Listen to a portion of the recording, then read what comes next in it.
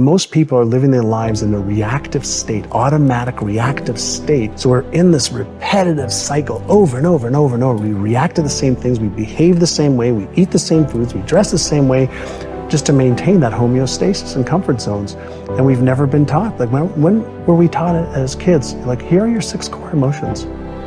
Here's the way you deactivate, your stress center or fear center. Here's how you activate your imagination center. Here's how you have more focus. Here's how you develop a new belief. Here's how you develop a new habit. Here's how you release one.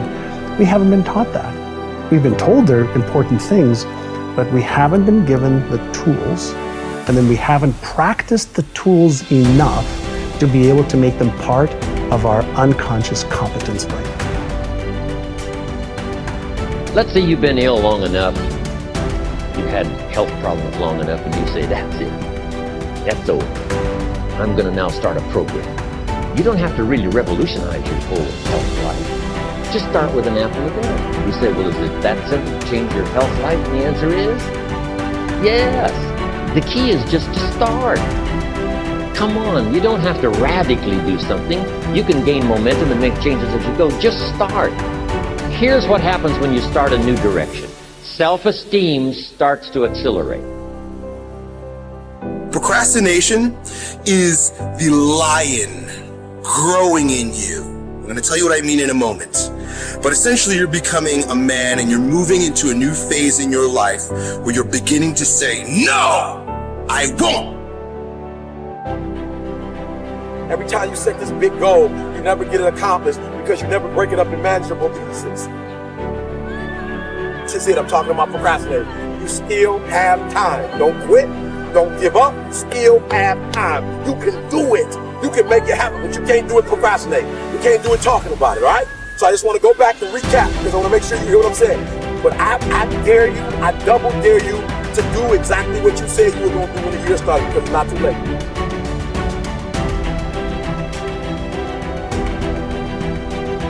You may be neck deep in what seems to be a catastrophic storm of chaos, but I pray that in this moment, you will find the calm, the peace, the hope, the faith, the courage, the expectancy you need to live and not die, to move up and not stay where you are. You get what you see. And that is the formula for expectancy. Your expectation is what you believe is about to happen. And for many of you, you have been so traumatized by the past that your expectations are so diminished. Now go after it. But understand there's going to be some rocky times. There's going to be a lot of hills that you're going to have to climb. There's going to be a lot of obstacles that are going to try to stand in your way. But you don't have to take these obstacles and hold on to them. Utilize everything you have in your heart and in your mind and in your soul and connect with these things so that you can get the most of your life.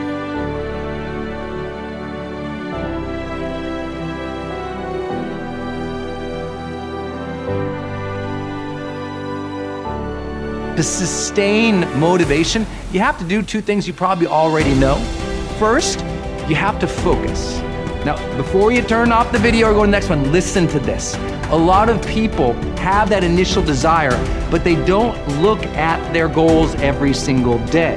They don't revisit every single, let's say, Sunday and say, how did I do this week? How did I do in my health, in my relationships, in my career? How did I do with my finances? How did I do with any other goals that I set up? You have to have that daily discipline to look and focus on what you're doing, and that weekly review. You also have to have the ability to avoid distractions. One of the reasons people love my book, The Motivation Manifesto, is this teaches you how to set boundaries, how to say no, how to push away distraction to own your life again. But here's the deal. When you're focusing on something and you're really dialing in, it also brings your full presence into something, so you perform at higher levels. The second thing you need, outside of focus, is sane motivation, is everyday effort. It's the reason you have to set up habits. It's the reason you have to have a daily routine, a morning routine. It's the reason you have to make sure you have a checklist of to-dos each day. I know that sounds so basic, but here's the funny thing. A lot of people think they'll have motivation one day, then they'll put the effort out. It's like motivation first, they think, then effort comes. The motivation inspires the effort, right? It's actually the opposite in the science of motivation. It's with daily effort that motivation comes. I like to tell people this: with momentum comes more motivation. Don't wait for the motivation to go out and take action. Actually, take action first, because just a little bit of progress, a few quick wins, drops dopamine into the brain. We start feeling good and rewarded for our behavior, and suddenly we find ourselves more motivation. So here's the thing: set 3 goals each day. Knock off each of those 3 goals. If you just did that each and every single day, you'd start feeling more personal power and you'd start getting ahead.